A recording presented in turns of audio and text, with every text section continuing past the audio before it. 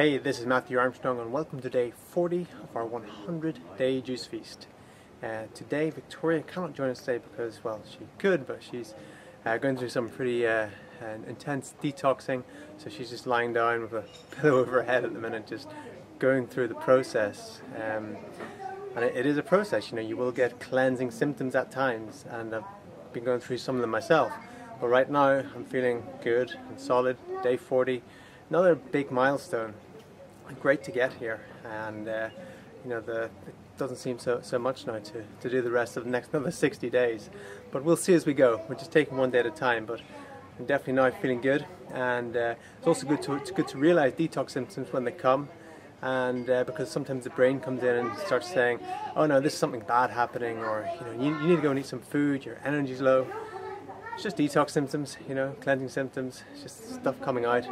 Comes out of the pores. You know, you find if you're smelling not so good, that's toxins coming out.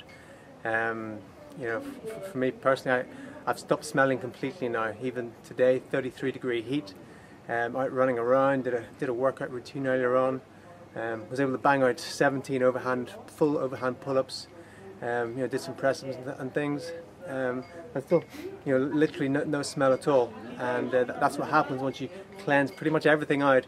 Is that you become odorless, especially if you're not taking in odorous foods. If you're not taking in like garlic and, you know, different spices and things, then it becomes like there's no odor at all, which is pretty cool. Good place to get to. So what I wanted to talk about today, well, first of all, check out the juice that I had earlier on. Absolutely delicious. Okay, so I've got a little bit of a different one for you here today. I just decided I really wanted tomatoes, and I just put this little concoction together, and I don't know how it's going to taste. I've done this before, but I think it's going to be really tasty. So we've got some carrots here. We've got some really delicious looking vine-ripened tomatoes, sun-ripened vine-ripened tomatoes that look really tasty. I'm just craving these right now, so I'm going to have these. Celery goes really good with tomatoes. Some flat leaf parsley and a couple of apples as well. So I'm going to put this little mixture in for myself. Tori doesn't like raw juiced tomatoes, so this one's just for me. Check it out. So it was so good that I don't have it anymore. I finished it. That, by the way, you know, juice that, get those ingredients together. You've got to try that one. Yeah, that was absolutely delicious. Really, really tasty. And it's totally satiated me as well. I'm feeling just really solid after drinking that. I had this craving for tomatoes, but a different craving, like, you know, we don't like you'd crave, you know, chocolate or something like that. Different type of craving, like an inner sort of yearning of my body saying, you need to go and eat some tomatoes. So I got tomatoes today, and I just feel really solid after them. They're really good. Yeah, what I wanted to talk about was something I do every day, and it's a good thing to get into, is having hot and cold showers. So I'd get into a hot shower, and then I'd turn it on cold and have it on cold for like 10 seconds. Then turn it on hot again for like 10 seconds. Then turn it on the cold again for 10 seconds. And do that about 5 or 6 times. And then finishing on cold before I get out of the shower. Always finish on cold. And the benefits of these is, the main one is circulation. You know, without circulation, there's no healing. Without circulation, there's no life. Things become stagnant. So circulation is it's really the key to our health. If we're circulating everything right, if there's no blockages, then, you know, that's a huge contributor to us being really, really healthy. And hot and cold showers really help make that happen. Because basically what you're doing, when you turn the water on to cold, all your blood goes to the internal organs, all rushes to the internal organs, and then when you turn it on to hot, all the blood comes back to the skin, to the outer regions. And you turn it on to cold again, and it goes back in. And this is really good. It's really good to do that. It's opening up the pores. When you have hot water, you open up the pores, you cleanse everything out, and then when you turn it on to cold, it closes up the pores as well. So if you want really nice kind of soft skin, hot and cold showers, really good for that. Circulation, really good for that. Fertility as well, especially for men, having hot and then cold showers is really good for that as well. Oh God, there's a list of benefits of hot and cold showers. Depression as well. David Henry Thoreau, or is it David Henry Thoreau? He was a big proponent of taking cold showers, because he was actually a big sufferer of depression, and he found that taking cold showers relieved him of his depression. So good for if you're feeling down, depression, you know, just feeling low, jump into a hot shower, whack it on the cold, and poof, you know, you start to come alive then. So it'll give you more energy for the rest of your day. On a more like sort of spiritual level, the samurai, they would pour buckets of cold stream water or river water over their heads each morning, and they're saying it's you know, get out the spirits, get out the bad spirits, because they don't like the cold. So, you know, on that sort of level, it's definitely very good spiritually. You know, in Asia, they would go under freezing cold waterfalls and do their meditation and martial arts.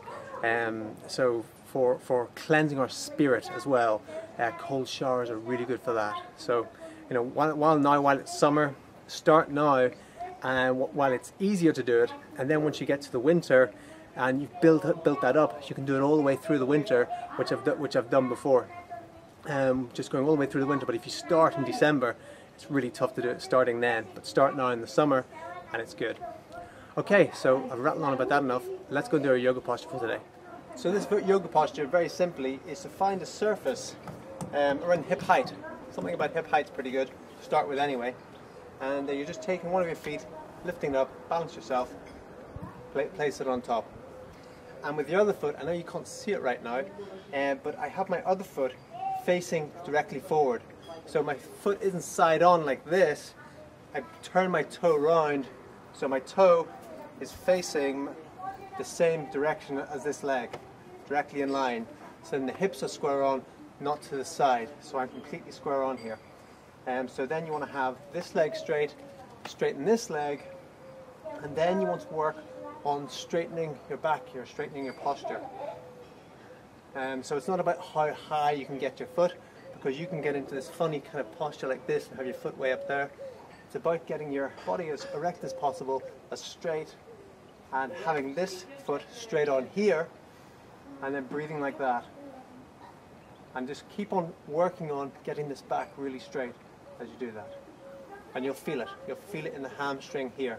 And you also feel it on the hip flexor here.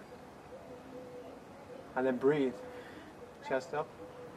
So when you lift your chest up, it straightens your back even more.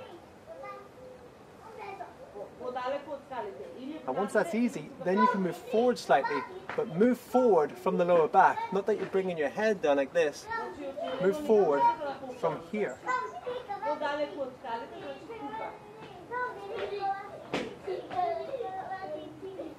Breathing in, coming down, and then switch legs and do the other leg.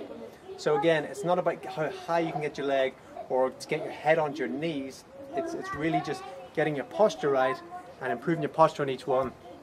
And that's, you know, one of the big differences between yoga asanas, yoga postures, and stretching, is that you're really focusing on your alignment, on your posture, and on, you know, opening up the energy channels, as well as the flexibility. Obviously that comes into it, but there's a lot more to it. And then the breathing is so important. When you get the breathing right and become present where you are and focusing, putting your attention on exactly what you're doing, not so you're watching TV while you're doing it, or, you know, listening to music.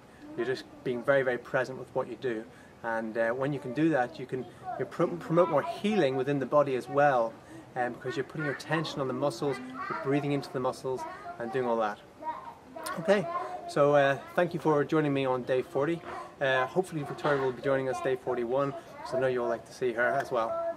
So take care, and remember, thank you again for subscribing, thanks for the thumbs up, and thank you for sharing the videos. It is very much appreciated. My name is Matthew Armstrong. See you next time.